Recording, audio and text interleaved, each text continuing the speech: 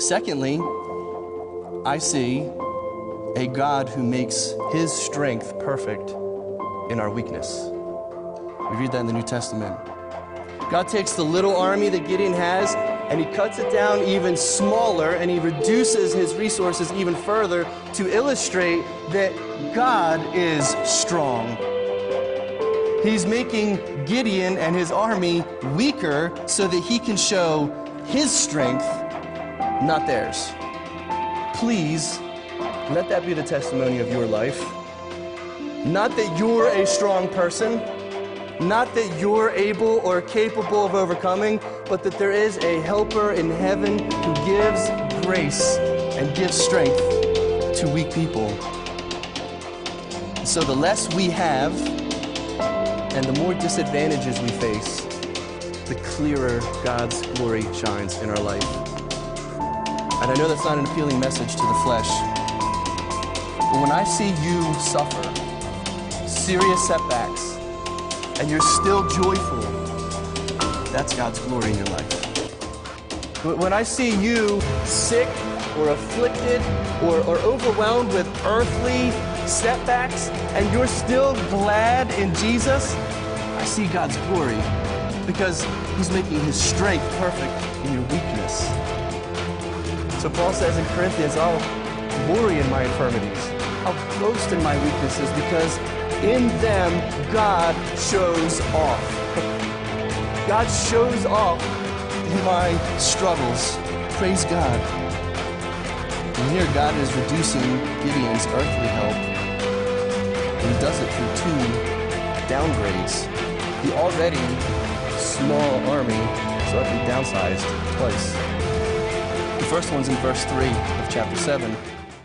Proclaim in the hearing of the people, saying, whoever is fearful and afraid, let him turn and depart at once from Mount Gilead. And 22,000 of the people returned, and 10,000 remained. Oh, that's discouraging. We're outnumbered 4-1. We've got 32,000 soldiers to go up against 135,000. And the announcement is made. Okay, if you're scared, you can leave now. And 2/3 of the army leave just because they're scared. That's the only reason. How discouraging would that be to the 10,000 who remained?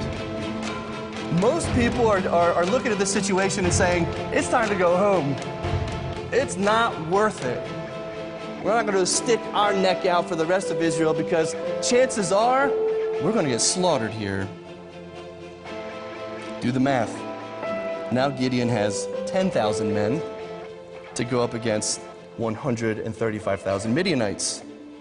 That's roughly a 14-1 disadvantage. So now my motivational speech, that sell just got a little harder, didn't it? All right, all right, guys, I know it looks bad. Now each one of you has to kill 14 Midianites. Every single one of us has to do that.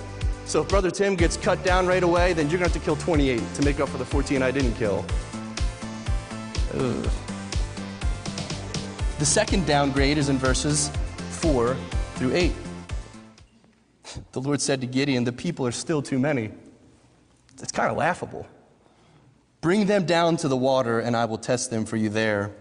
Then it will be that of whom I say to you, this one shall go with you, the same shall go with you. And of whomever I say to you, this one shall not go with you, the same shall not go. So he brought the people down to the water, and the Lord said to Gideon, everyone who laps from the water with his tongue as a dog laps, you shall set apart by himself. Likewise, everyone who gets down on his knees to drink. And the number of those who lapped, putting their hand to their mouth, was 300 men. But all the rest of the people got down on their knees to drink water. Then the Lord said to Gideon, by the 300 men who lapped, I will save you and deliver the Midianites into your hand. Let all the other people go, every man to his place.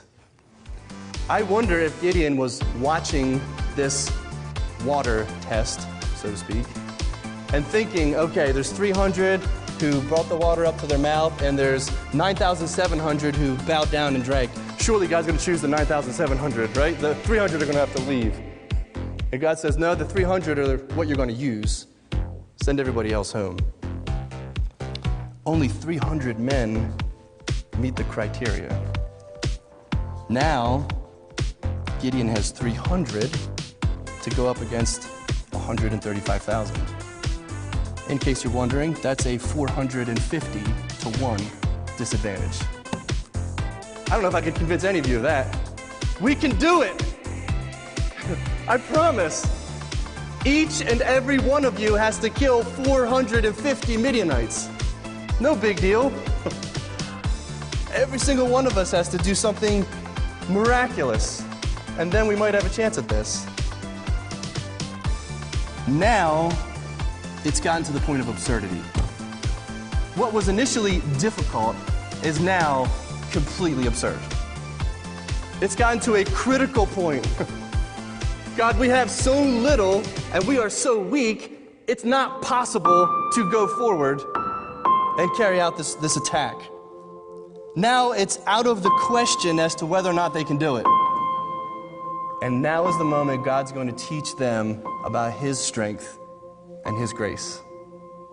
Now God is about to show off.